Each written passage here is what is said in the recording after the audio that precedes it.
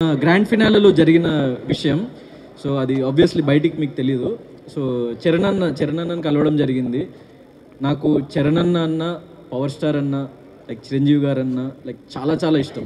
నేను చాలా పెద్ద ఫ్యాన్. అంటే ఎన్నో సినిమాలు వాళ్ళ చూసి వాళ్ళ నుంచి ఇన్స్పిరేషన్ డ్రా చేసి వాళ్ళకి వ్యక్తిగతంగా చాలా పెద్ద ఫ్యాన్ని. చరణ్ అన్న నాకు నిన్న ఒక మాట అన్నారు.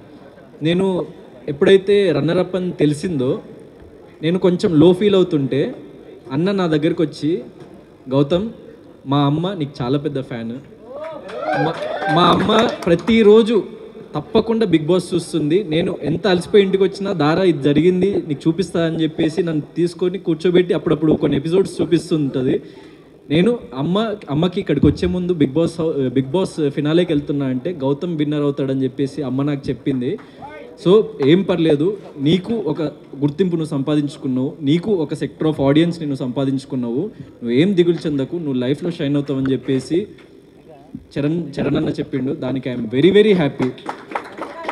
ఎందుకంటే అంత పెద్ద గ్లోబల్ స్టార్ ఇప్పుడు ఎవరైనా అందరూ విన్నర్ వైపు పరిగెత్తుకుంటూ వెళ్తే అన్నకి తెలుసు అంటే ఎవరు ఆయన గ్లోబల్ స్టార్ అవ్వడానికి రీజన్ నాకు అప్పుడు అర్థమైంది. అంటే అరే మనము లో ఫీల్ అవుతున్నామని తెలిసి అన్న భుజం తట్టి నువ్వు నిలబడతావురా భయ్ అని చెప్పేసి చెప్పిండు కదా, అది నాకు ప్రౌడెస్ట్ మూమెంట్ నిన్న.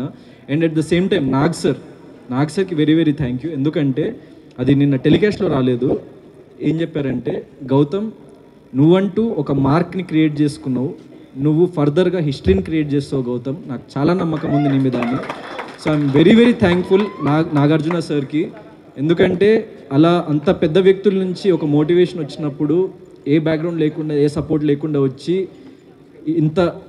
ఇంత ప్రేమను సంపాదించుకున్నప్పుడు, సో అట్లాంటి వ్యక్తుల నుంచి మనకి ఇట్లాంటి మాటలు వినిపించినప్పుడు చాలా హ్యాపీగా అనిపిస్తుంది, మనసు కుదుట పడింది అప్పుడు.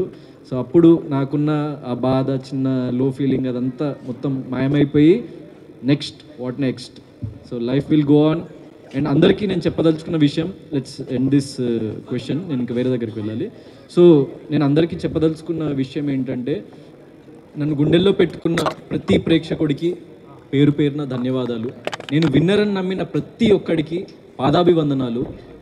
నేను ప్రతి క్షణం నేను నా గొంతులో ప్రాణం ఉన్నంత వరకు మిమ్మల్ని అలరించడానికి నా జీవితాన్ని గడుపుతా.